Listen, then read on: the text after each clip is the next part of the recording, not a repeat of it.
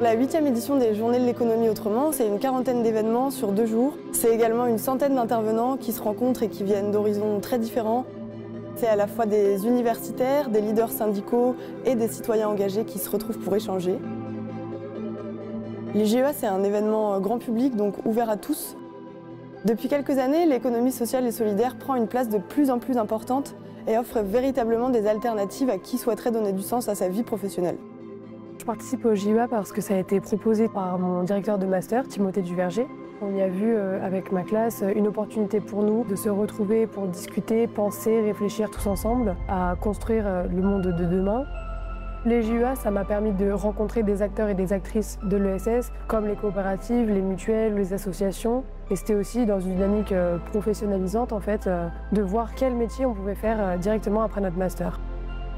Après un quinquennat qui a commencé dans un climat de défiance, nous avons souhaité cette année donner une place particulière au dialogue social. Dans un contexte d'inflation, les thématiques liées au pouvoir d'achat sont également bien présentes au JEA. La démocratie sociale, elle est plus que nécessaire parce que nous sommes face à des enjeux inédits pour le monde du travail. D'abord, l'enjeu environnemental avec des transformations à opérer le plus vite possible. Sinon, la rupture va être violente et va pénaliser d'abord les travailleuses et les travailleurs. Il y a besoin d'avoir des dispositifs de protection des travailleuses et des travailleurs et puis surtout d'augmenter les salaires. Il faut du dialogue social dans les entreprises, il faut du dialogue social dans les branches professionnelles, dans les secteurs, à l'échelle aussi nationale interprofessionnelle, puisqu'il y a un enjeu majeur aujourd'hui qui est le pouvoir d'achat. Il y a un sujet extrêmement important qui est l'égalité salariale entre les hommes et les femmes. Nous, on a demandé à travailler sur le partage de la parentalité, parce que ça a un impact très fort sur les carrières des femmes et donc sur leur rémunération. Il y a besoin de négociations pour pouvoir faire un juste partage de la valeur qui est créée. C'est par le dialogue social qu'il faut que ça puisse se régler.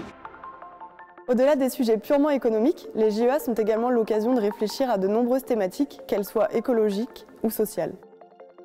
Nous sommes un morceau de la démocratie en action en France. Les gens ont besoin de repères et c'est finalement ce que propose l'économie sociale et solidaire au travers de ses activités, mais aussi en étant un lieu de débat. Je pense que l'économie sociale et solidaire est à un tournant. Elle s'est structurée depuis la loi de 2014 et ce que l'on sent aujourd'hui avec les aspirations sociales, c'est que le temps est venu du développement de l'économie sociale et solidaire. C'est une économie des territoires, c'est une économie de proximité. Avec toutes les questions économiques, sociales et sociétales qui se posent, l'économie sociale et solidaire est souvent une réponse à un grand nombre de sujets que la France traverse. Nous sommes aujourd'hui dans une crise du logement. L'action des mutualistes est déterminante pour l'accès aux soins, pour l'accès à la prévention, mais aussi à un logement qui soit un logement digne. Et je crois beaucoup que les acteurs du non lucratif ont une part à jouer pour permettre d'adapter le logement aux besoins de demain, mais surtout de pouvoir être dans des productions de logements sociaux notamment qui nous sortent des logiques de financiarisation. Face aux crises qui se multiplient, les JEA sont un moyen de faire advenir un monde plus juste et plus durable. Beaucoup de Français, pour parler de notre territoire, adhèrent à l'ESS sans le savoir. Une économie autrement, c'est une économie qui considère les femmes, les hommes, la planète et le vivant, non pas comme une ressource ou des moyens, mais comme une fin. La remise en cause de la croissance, c'est quelque chose qui est assez mal accepté. Désormais, ce que nous devrions viser, c'est non plus un fort taux de croissance, mais la satisfaction des besoins essentiels de toute la population.